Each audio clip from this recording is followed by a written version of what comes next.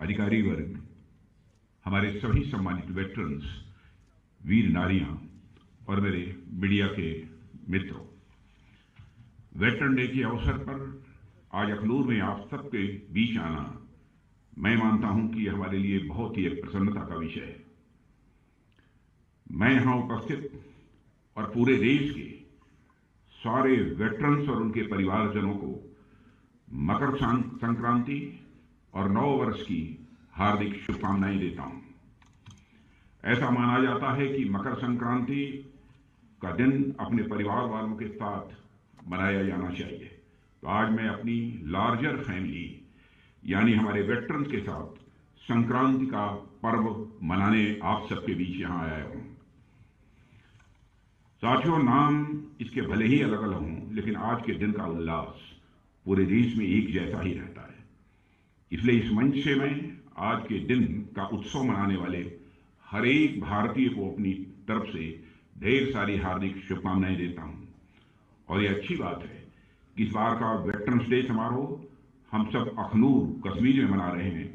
यह निश्चित रूप से हमारे लिए बहुत बड़ा क्षण है, क्योंकि आप देखिए 3 वर्षों से जाने अनजाने में या फिर चाहे अनचाहे सरकारों ने कश्मीर को अलग तरीके से ट्रीट किया है।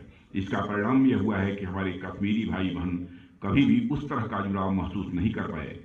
मैं इतिहास के उन पन्नों को नहीं पलटना चाहता हूं, मैं बस यही कहना चाहता हूं कि वो पुराने दिन अब चले गए। अब हमारी सरकार की सबसे बड़ी प्राथमिकता है कि हमें कश्मीर और देश के बाकी हिस्सों में जो भी थोड़ी बहुत दिलों की दूरियां रही होंगी उसको मिटा देना है। और मैं उमर अब्दुल्ला साहब जो यहाँ के मुख्यमंत्री हैं, मैं उनको बधाई देना चाहता हूं कि इस दिशा में उनके द्वारा कदम उठाए जा रहे हैं। सरकार में आने के बाद हम अपने प्रयासों को जमीनी धरातल पर लेकर आए हैं। इस हमारे लिए कश्मीर क्या है यह ज्यादा बतलाने की जरूरत नहीं है। अखनूर में वेटरन डे का मनाया जाना इस बात को साबित करता है कि हमारे दिल में जो स्थान दिल्ली का है वही स्थान अखनूर का है, वही स्थान यह कश्मीर का है। हिमालय की तलहटी में स्थित यह क्षेत्र अपने आप में बहुत ही सुंदर जगह तो है ही, इसके साथ साथ इस स्थान का एक ऐतिहासिक महत्व भी है। कहा जाता है कि यहाँ की गुफाओं में पांडव अपने वनवास के दौरान रुके थे।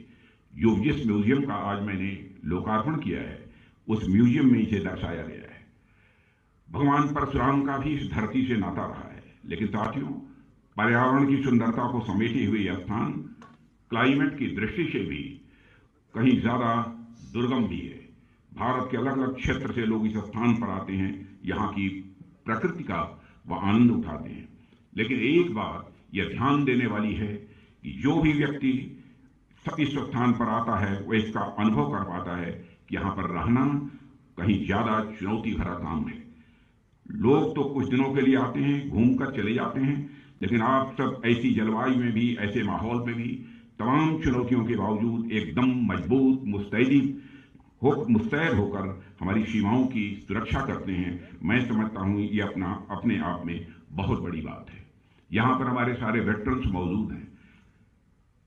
बहुत बड़ी संख्या में हमारे सेना के जवान भारत की सीमाओं की रक्षा करने के लिए और आतंकवाद को शिकस्त देने के लिए अपना बलिदान भी देते हैं।